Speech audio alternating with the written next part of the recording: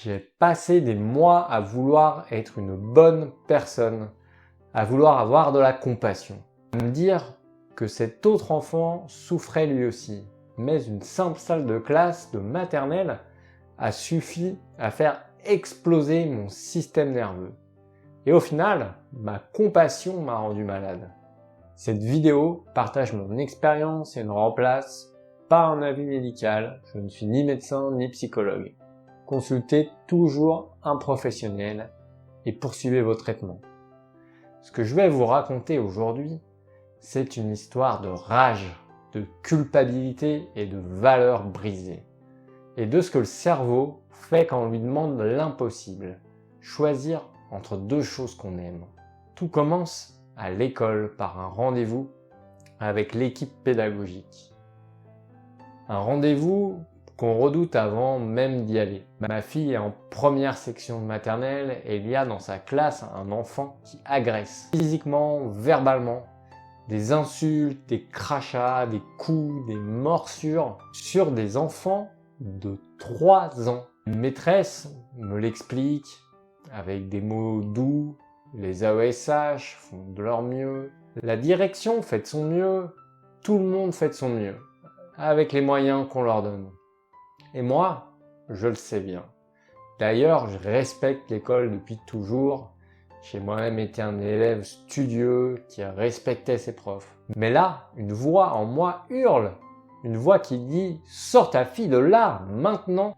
Et une autre voix dit aussi « Mais où tu vas? Cet enfant a besoin d'aide et l'école, elle est pour tout le monde. » Et là, commence ce que j'appelle le court-circuit nerveux. Parce que ces deux voix ne peuvent pas coexister. Elles se contredisent à chaque instant. Et le cerveau neuroplastique, il n'aime pas les contradictions non résolues. Il les interprète comme un danger physique immédiat. Et il déclenche l'alarme. Pas une alarme ponctuelle, une alarme chronique. Un fond d'anxiété qui monte et qui ne redescend jamais complètement. Je commence à avoir honte de ma rage. Je me dis, cet enfant, il souffre aussi. Peut-être qu'il vit quelque chose d'insupportable chez lui, peut-être que sa violence, c'est sa façon à lui de crier à l'aide. Et au fond de moi, je veux quand même qu'il aille ailleurs. Et je me sens horrible de vouloir ça. Ce que je n'avais pas encore compris à ce moment-là, c'est que vouloir protéger ma fille en premier, ce n'est pas un manque de compassion, c'est simplement une réponse biologique saine. Le cerveau des parents est câblé pour ça, pour détecter la menace, pour protéger. Refouler cette impulsion pour paraître moral, c'est maintenir le cerveau en état d'alerte rouge en permanence. Et l'alerte rouge permanente, ça s'appelle l'anxiété chronique. Alors les semaines passent, je vois des parents retirer carrément leurs enfants de l'école. Et je les comprends, et même je les envie d'ailleurs. Mais moi je choisis de rester. Je reste parce que je crois à l'institution, je reste parce que je ne veux pas abandonner, je reste parce que je ne sais pas quoi faire d'autre. Et puis, la maîtresse part en burn-out. Et là, quelque chose change dans mon cerveau. Pas une pensée, pas une réflexion, mais quelque chose de viscéral. Parce que quand la figure d'autorité s'effondre, quand celle qui est censée protéger les enfants craque, le cerveau calcule. Personne en fait ne peut me protéger ici. Et l'hypervigilance devient totale. Alors avant d'aller plus loin, j'aimerais savoir où vous en êtes.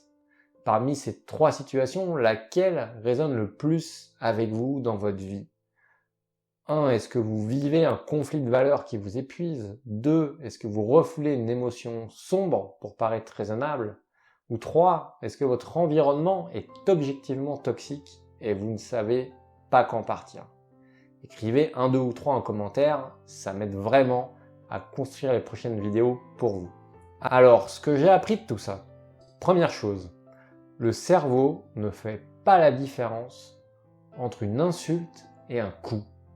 Voir ma fille dans un environnement de crachats, de cris, d'instabilité, ça activait en moi les mêmes zones cérébrales qu'une agression physique directe. La menace sociale est réelle. L'insécurité psychologique se traduit en symptômes physiques concrets. Chez moi, en insomnie, en tension, en boule au ventre chaque matin à l'arrivée en classe, en frémissement chaque soir au portail. Bref, en anxiété que rien ne soulage. Deuxième chose, il y a une différence fondamentale entre un cerveau qui a peur de rien et un cerveau qui réagit à un environnement objectivement invivable. La neuroplasticité ne consiste pas à tout endurer, elle ne consiste pas à tout rationaliser. Parfois, la décision la plus neuroplastique, c'est de changer d'environnement. Troisième chose, on ne guérit pas par la réflexion infinie, on guérit par l'action.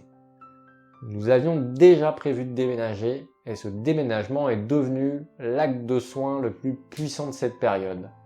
Pas une fuite, une décision. La reconnaissance lucide que l'environnement avait gagné et qu'il n'y avait aucune honte à ça. Aujourd'hui, ma fille est dans une nouvelle école, elle rentre heureuse, elle chante sur le chemin de l'école, et moi, je me rappelle de cette période, non pas comme d'un échec, mais comme d'une leçon sur mes limites.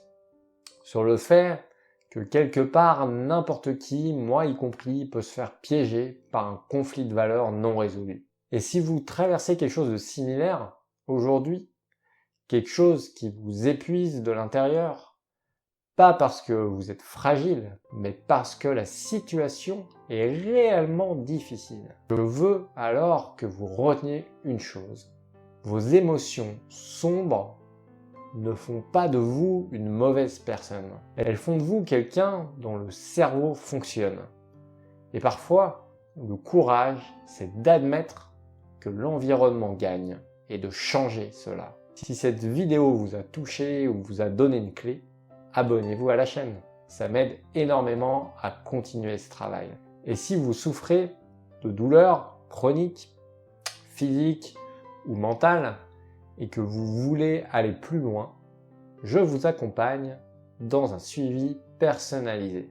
Pour ça, rendez-vous sur mon site soulagerdouleur.com. À très vite.